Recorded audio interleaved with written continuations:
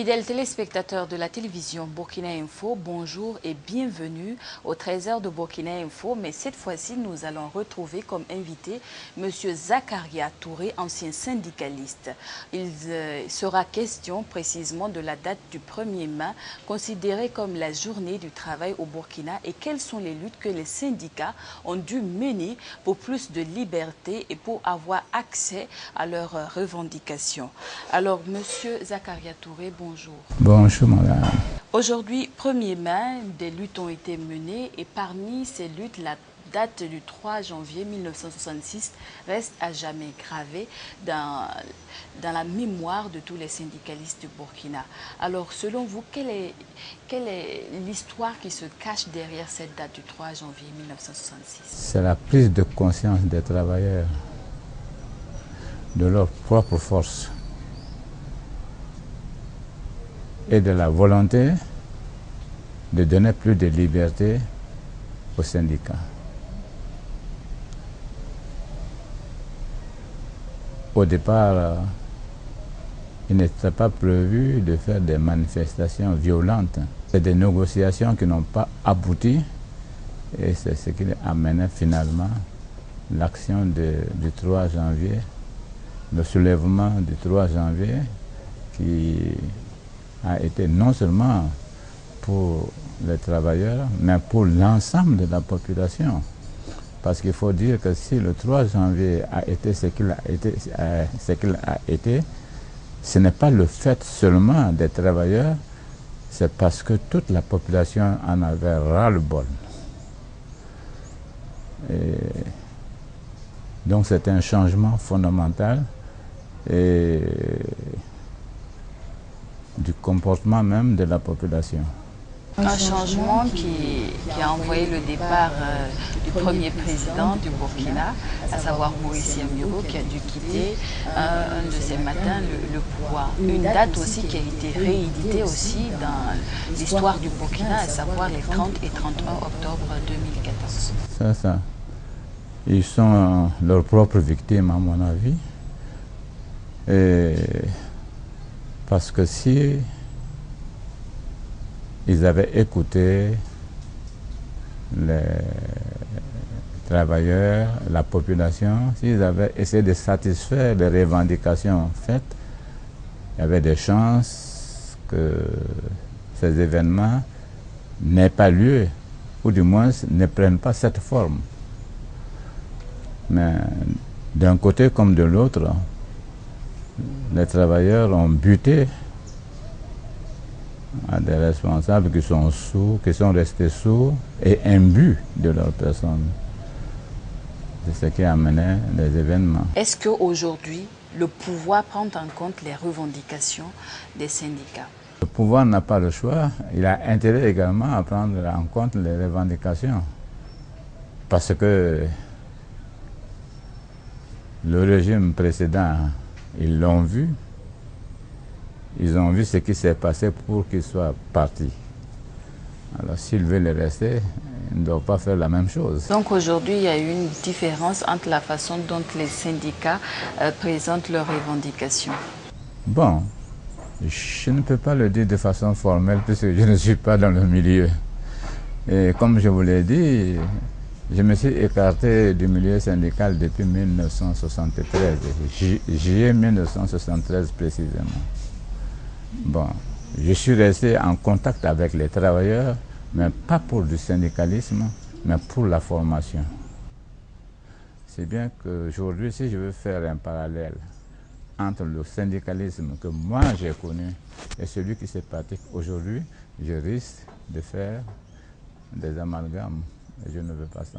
Au vu de l'actualité, il y a un foisonnement d'organisations de la société civile dont font partie les syndicats. À ce titre, quel est votre message pour la jeune génération d'aujourd'hui? Je ne peux donner que l'exemple que moi j'ai vécu. Avant d'être syndicaliste, j'étais membre d'un parti politique. En l'occurrence, c'était le RDA.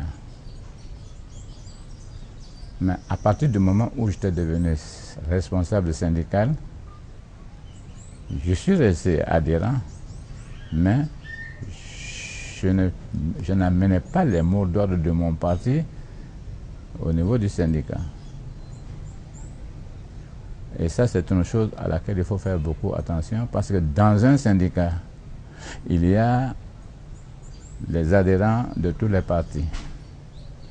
Maintenant, si le responsable amène les mots d'ordre de son parti dans le syndicat, il risque de désagréger son syndicat.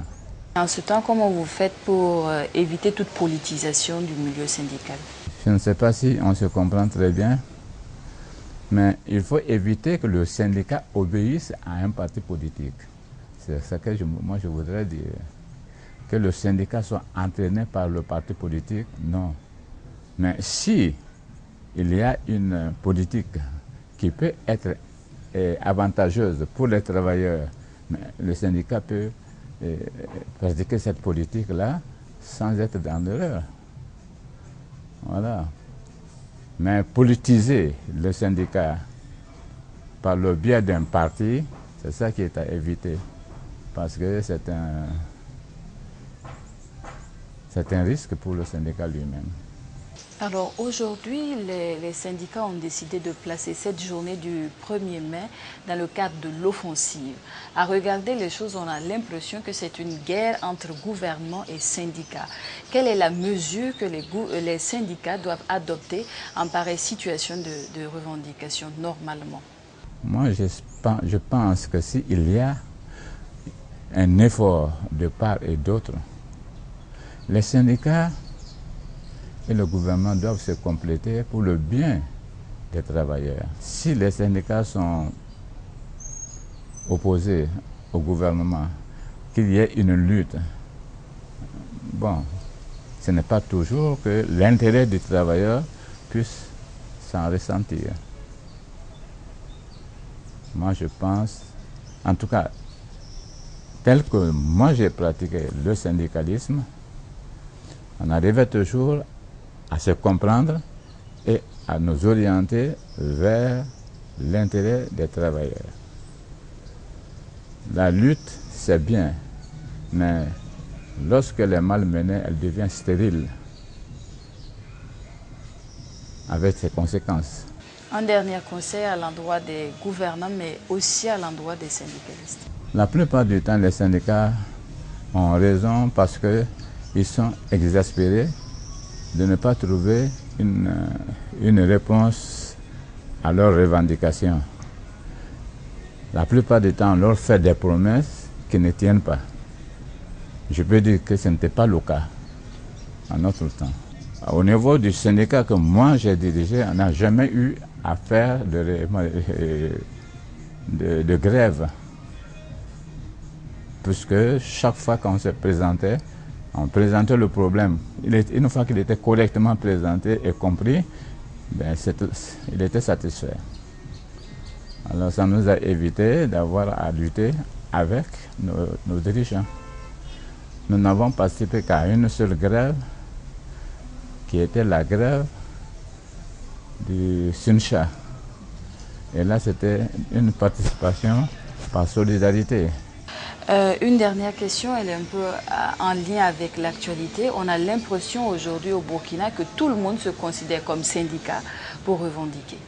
Il y a urgence de mettre un peu d'ordre dans cela, parce que ce comportement donne lieu à une espèce d'incivisme. Notre peine n'est pas dans l'incivisme. Notre évolution n'est pas dans l'incivisme. Si nous avons voulu avoir un gouvernement autre que celui qui était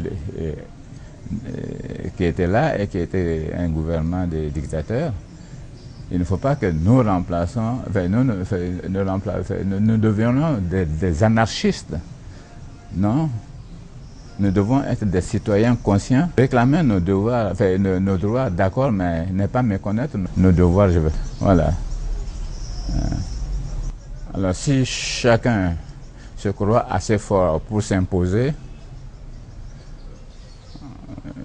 on va finir par aboutir à une situation chaotique. Et là, c'est à éviter. Le gouvernement ne peut pas prendre une décision sans qu'elle soit mise en cause. Bon, quand 2 ou 3 commerçants se rencontrent, ils trouvent qu'ils sont assez forts pour s'imposer, mais c'est difficile. Merci beaucoup, M. Zakaria Touré. Merci pour votre temps et votre disponibilité. Merci. C'est tout pour cet entretien avec M. Zakaria Touré, ancien syndicaliste. Il était question du mouvement syndical, de comment la lutte devrait se mener pour avoir des acquis. C'est tout pour cet entretien. Excellente suite des programmes sur Burkina Info Télévision.